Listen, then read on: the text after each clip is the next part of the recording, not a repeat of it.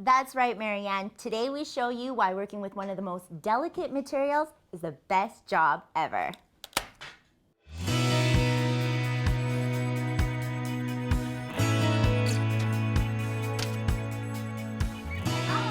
Hi, Christina. Hello. Welcome to our studio.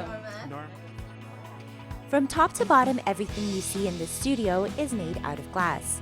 John's love for stained glass started at a very young age, long before he moved to Canada.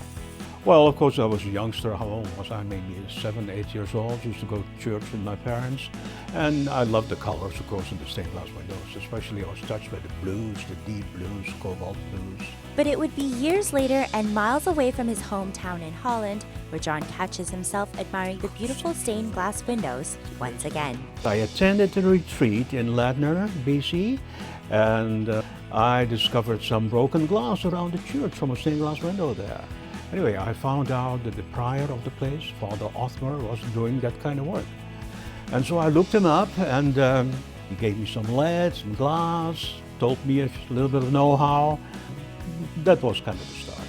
And now for over 50 years, he's been teaching himself and others the art of stained glass. I was asked by Adult Education to teach the course. I thought, I just started this thing, and they asked me, I said that, I just started this. I don't know all there is to know about this. But they said, you'll find. And indeed, I learned a lot from the students. His cutting is an accuracy of less than a 32nd of an inch.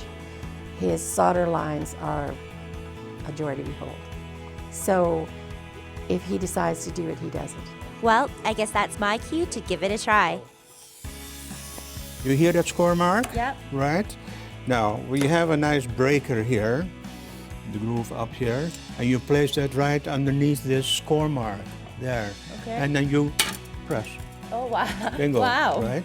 You know enough now, you can do it. That was really easy for cutting Yeah. glass. So cut right across here, but press a little hard and let's see, like this, screw up. There. Hard. Harder. Well, turns out cutting glass is not that easy. Not only is it far stronger than it looks, but it's definitely not as fragile as we all believe.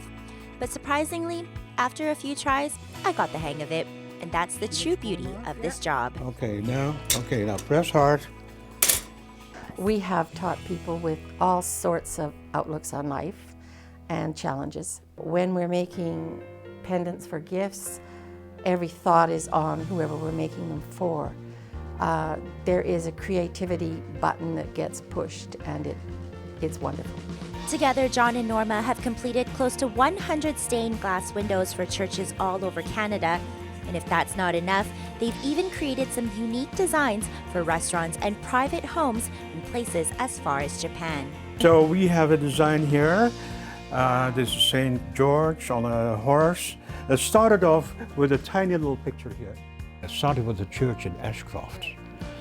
Well, I took a step back and I thought, oh my God, this thing is about 12 feet high, right?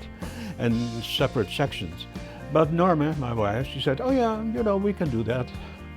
Well, she did a lot of designing. I saw the window and I loved the subject matter. It was a complete story. And I just wanted to do it. And so I said, yes, we can, because I had great faith in John being able to follow up on a yes, we can. And of course they did. In fact, it's John's outlook on life and unwavering passion that has made him so successful despite some tough challenges. 4 or 5 years ago, I was diagnosed with Parkinson's. It was quite a shock. You don't see me tremble right now.